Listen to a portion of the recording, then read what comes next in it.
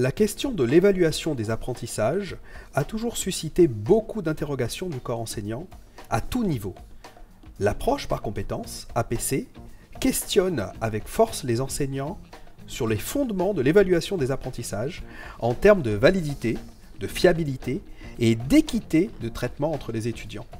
Dans ce contexte, on peut se poser la question: quels sont les enjeux posés par la mesure de l'écart entre ce que produisent les étudiants et les attendus de l'équipe pédagogique, en particulier dans un contexte d'APC?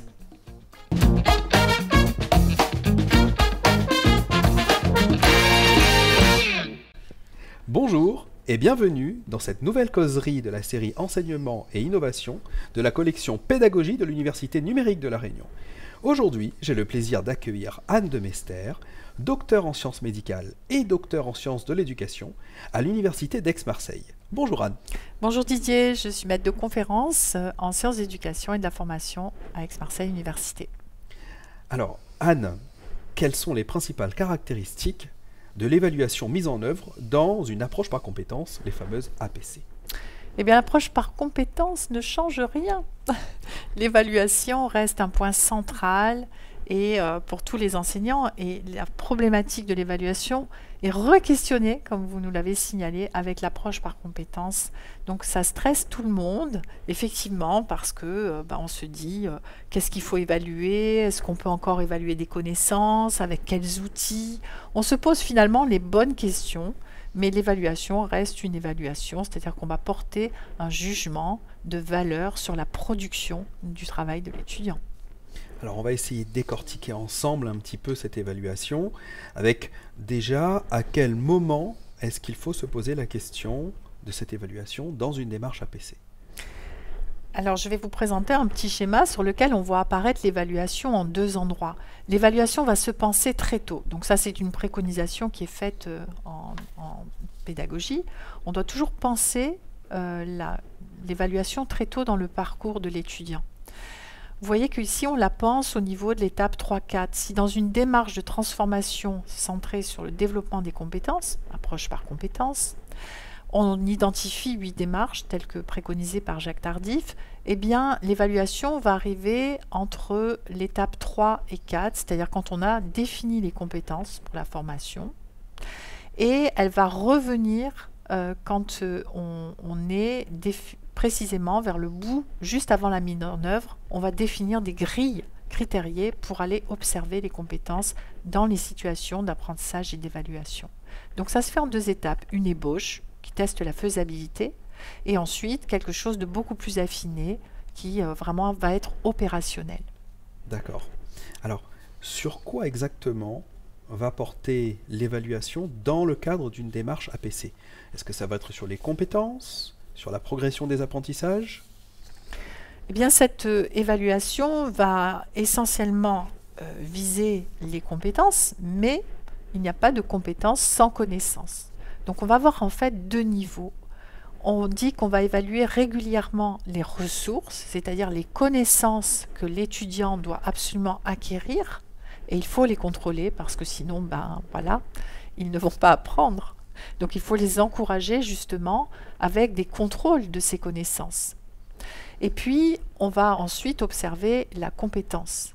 Donc les unes s'évaluent régulièrement, fréquemment, et les autres s'évaluent périodiquement, plutôt à l'échelle du semestre pour observer la progressivité du développement des compétences.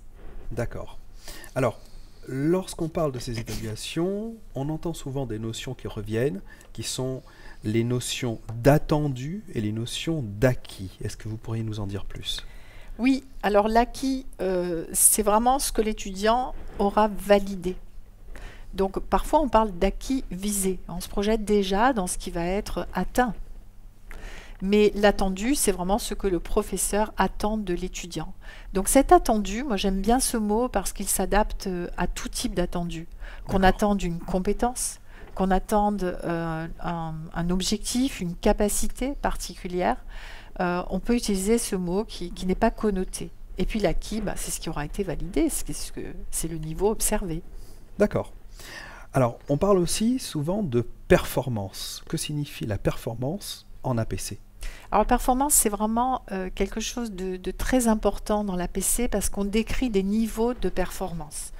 On peut se référer aux travaux de Dreyfus, hein, les choses n'ont pas beaucoup changé, qui nous décrit des niveaux de performance allant du novice à l'expert. Alors, il est vrai que on peut, dans certains domaines, je pense par exemple au domaine des langues à l'université, quand on a des gens, par exemple, qui rentrent en Master 1 de langue vivante étrangère, par exemple un Master MEF, option anglais, eh bien, ce ne sont plus des novices, ni même des débutants en langue. Ce sont déjà des gens qui pratiquent quasiment couramment la langue. Donc, on peut utiliser d'autres termes. Donc, cette échelle de Dreyfus, elle nous donne des repères de novice à expert, mais on peut tout à fait la considérer de différentes façons.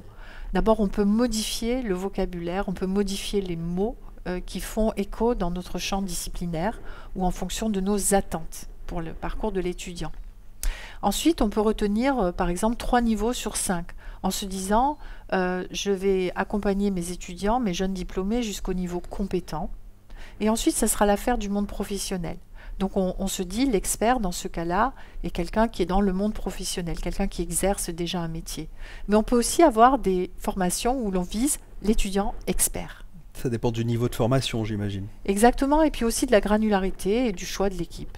D'accord. Est-ce que vous pouvez nous expliquer ce qu'est la trajectoire de développement d'une compétence? Alors, on va prendre un exemple, ça sera plus simple à expliquer. En fait, si je prends l'exemple d'un pharmacien qui travaille dans une officine et qui va établir une relation avec son patient, alors à la fois patient quand il est malade et qui vient chercher sa prescription de médicaments, mais aussi client quand il vient acheter une crème pour le corps, une crème anti-moustique. Donc, il y a une relation de confiance qui va s'établir entre le pharmacien et son patient. Et donc, on a appris à l'université à communiquer dans un contexte professionnel, avec un vocabulaire adapté, avec des attitudes appropriées. Mais si on remonte un petit peu la chaîne et qu'on s'intéresse maintenant au second degré, on aura communiqué dans un contexte scolaire, avec des argumentations, des jeux de rôle, des dissertations, eh bien, on peut remonter encore plus loin et on a appris à parler quand on était tout petit.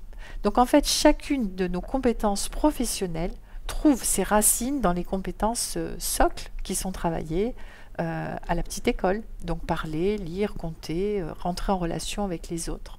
D'accord. Donc c'est ça une trajectoire de développement de la compétence. Si je reprends depuis le départ, eh bien pour communiquer, je peux avoir une multitude de trajectoires qui vont atteindre des compétences différentes in fine, dont les compétences professionnelles.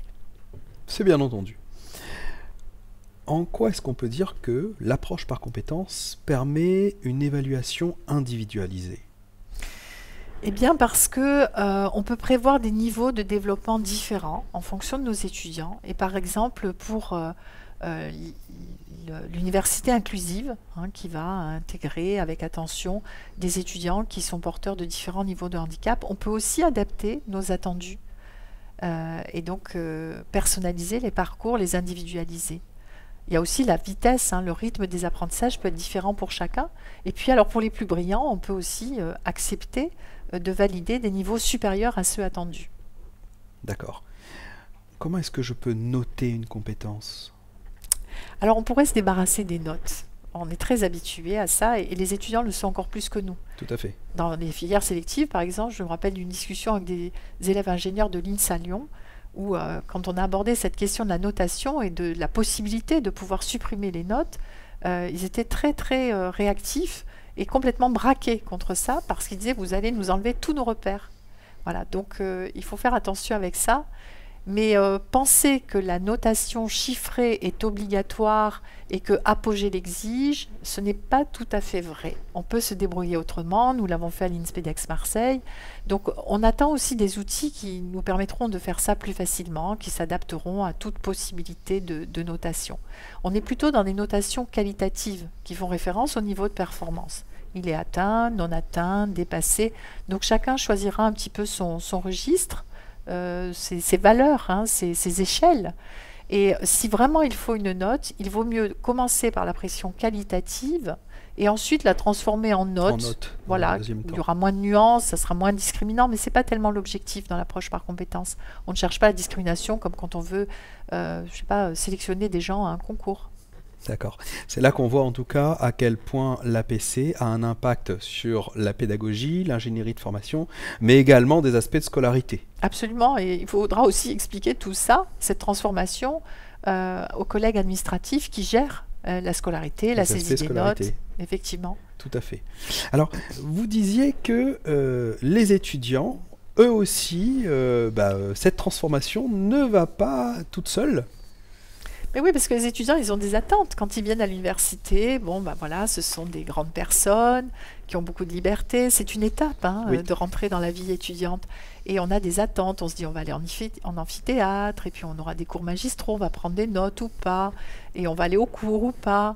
L'approche par compétences est beaucoup plus, comment dire, j'allais dire verrouillante, c'est peut-être pas le mot, mais elle les trace de beaucoup plus près. Elle est impliquante. Voilà. Elle est impliquante, elle va les engager dans des activités, dans des pédagogies actives, interactives, parce que ça passe aussi par là pour développer les compétences, pour dépasser le simple stade de l'assimilation de savoir. Donc on leur demande plus, on leur demande de développer des habiletés, des attitudes, des comportements. Donc forcément, on va aller vers des pédagogies actives où on remarque quand ils sont absents. D'accord. Donc, dans la conduite du changement, il faut absolument que j'intègre mes étudiants. Oui, c'est important. Donc on va commencer par les élus qui vont être représentants de leurs camarades dans les conseils, dans les instances, mais aussi à l'échelle des équipes, avoir des ambassadeurs étudiants, les intégrer dans les projets que nous conduisons pour les aider à développer leurs compétences, c'est très important. Il faut qu'ils soient partie prenante, leur expliquer l'intérêt, tout l'intérêt de ces approches par compétences pour eux et pour leur devenir professionnel, pour les accompagner à la réussite. Leur insertion professionnelle, finalement. Oui, puis la réussite, c'est-à-dire que peut-être qu'ils sont dans un parcours, voilà, parce qu'ils avaient envie de devenir, de faire un métier qu'ils visaient, ou parce qu'ils sont attirés par les disciplines, et en fait, ils se rendent rapidement compte que ça ne convient pas. Donc les aider à se réorienter, c'est aussi une forme de réussite et d'accompagnement à quelque chose à développer des compétences qui leur conviendra mieux. Donc c'est beaucoup plus personnalisé aussi. D'accord. Vous avez évoqué la partie applicative en scolarité en citant l'exemple d'Apogée. Est-ce que ces applications, parce que évidemment Apogée n'est pas le seul, est compatible avec ces approches par compétences? Oui, elles le sont. Elles le sont, donc il faut voir avec les gestionnaires d'Apogée comment on peut s'en sortir, mais moi je l'ai fait. Je l'ai fait à l'école de maïeutique à Marseille, et on arrive à trouver des astuces. Alors on peut être assez binaire, val, non val, validé, non validé, mais on peut aussi graduer et mettre des qualificatifs, et aussi avoir le relevé de résultats. Donc on appelle plus ça un relevé de notes, mais c'est un relevé de résultats pour le diplôme qui va mentionner à la fois les UE et les compétences et leur niveau de développement, et aussi de savoir s'il est atteint, si on est en dessous ou pas, quoi. D'accord. Tout est possible. Alors, pour arriver aux notes, il faut évidemment en passer par les évaluations, et donc les compétences s'observent généralement en situation. Quelles sont les grandes lignes de l'évaluation en situation? Alors, les grandes lignes d'évaluation, on va déjà identifier quelles sont les compétences que l'on va pouvoir observer dans la situation visée. On peut raisonner, en général, on raisonne d'abord sur quelles compétences je souhaite mobiliser et quelle situation va pouvoir correspondre. Hein, c'est plus facile dans ce sens-là, sinon on risque d'arriver un petit peu à côté. Donc on va créer des situations. Alors souvent, elles existent déjà. Il y a déjà des situations intégratives, mais il faut leur redonner une place centrale dans le parcours de la formation. Hein, s'il y a un stage, s'il y a une conduite de projet, on dit « Ah bah oui, tiens, les étudiants font des projets tutorés. » Très bien.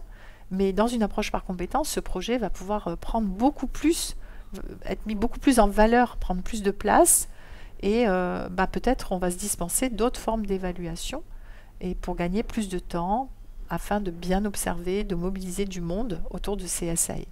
D'accord. Alors, comment est-ce que je peux procéder pour ces fameuses situations d'apprentissage et évaluation SAE? Alors, on a plusieurs sortes. On peut faire de l'évaluation en situation authentique, hein, sur des vrais projets, des vraies commandes, des vraies productions, des situations professionnelles, professionnalisantes, des visites de stage, par exemple, pour aller observer l'action, le savoir agir en situation. On peut aussi faire des simulations. On peut mettre les étudiants dans des activités, des escape games, des jeux de rôle, on peut complètement créer des situations nouvelles. D'accord. Alors, pour les équipes pédagogiques, c'est quelque part une forme de défi.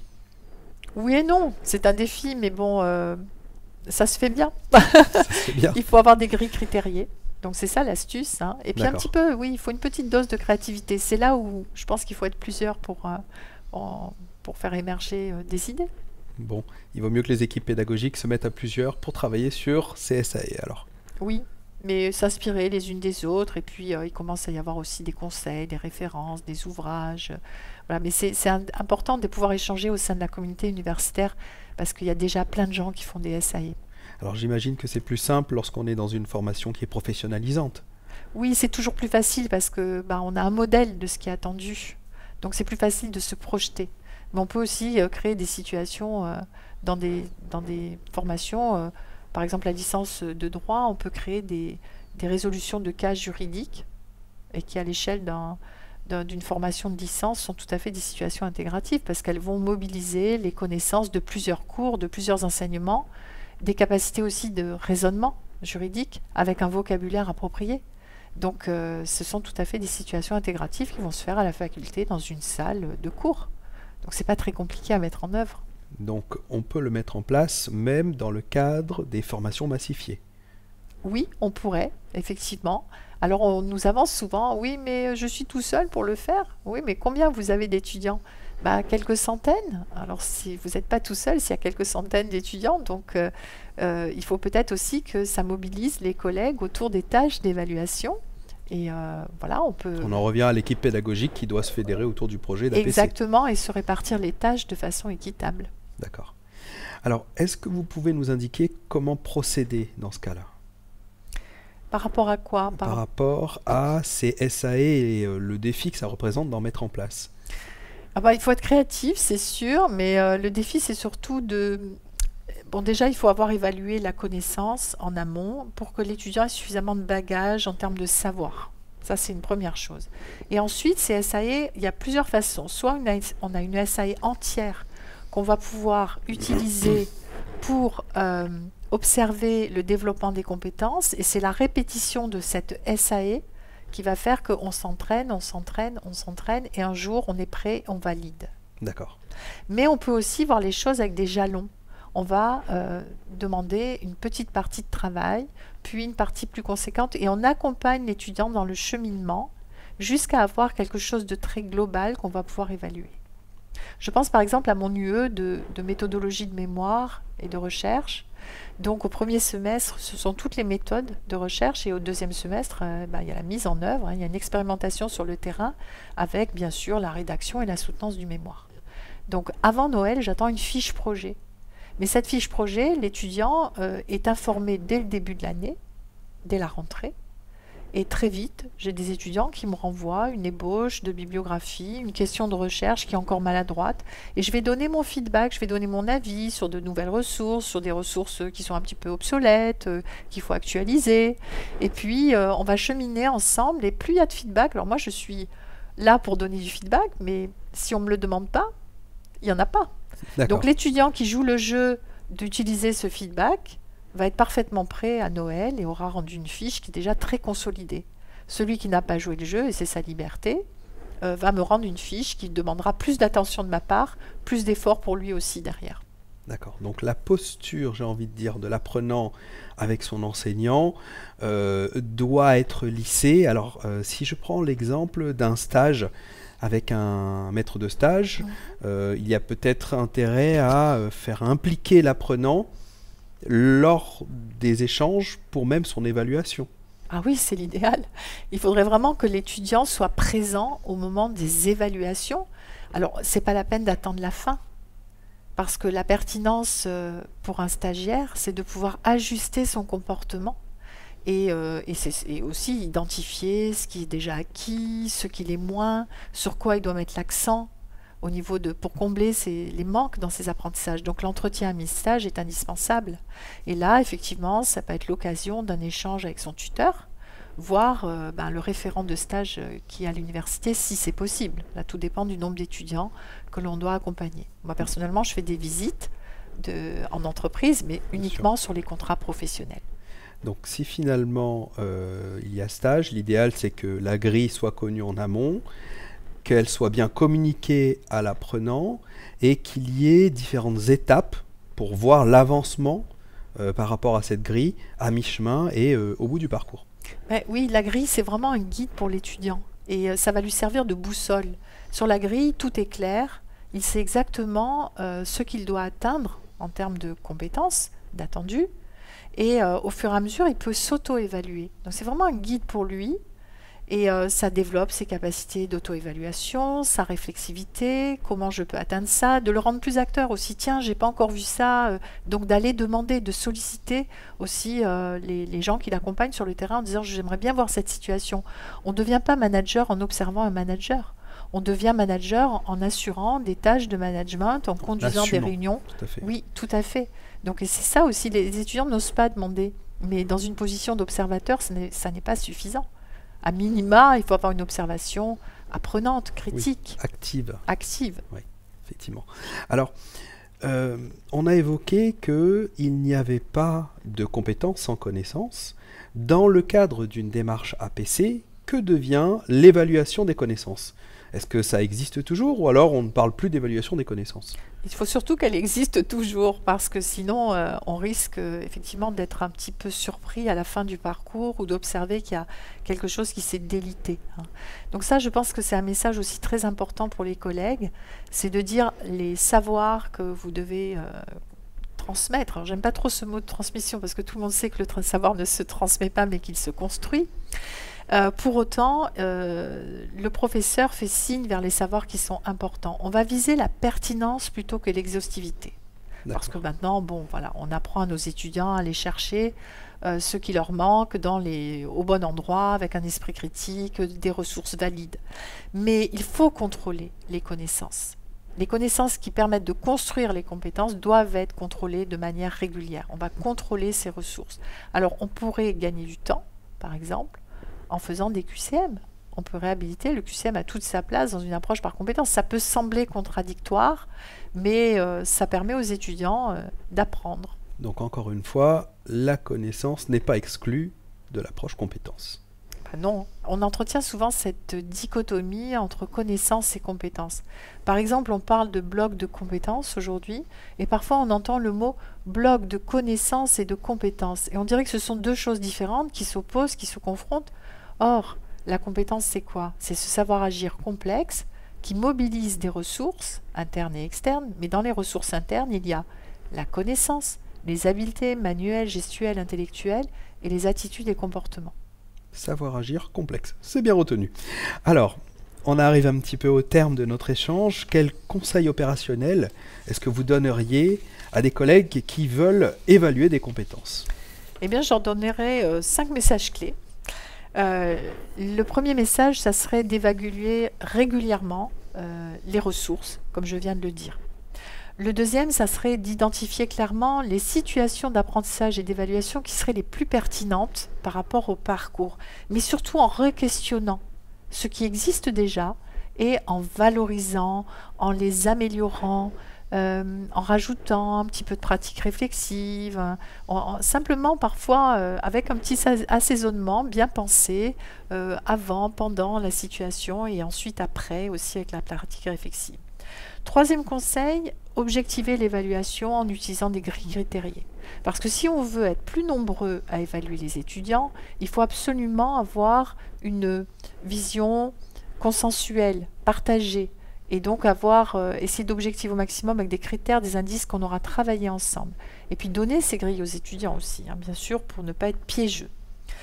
Et donc se former, se faire accompagner par les ingénieurs pédagogiques, parce que quand on doit conduire le changement, c'est un petit peu quand on change nos pratiques pédagogiques, on conduit le changement.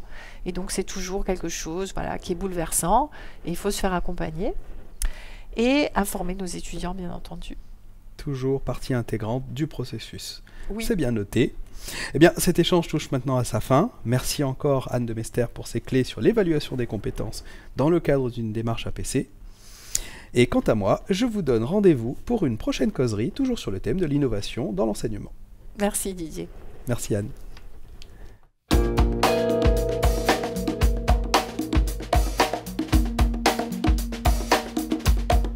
Merci.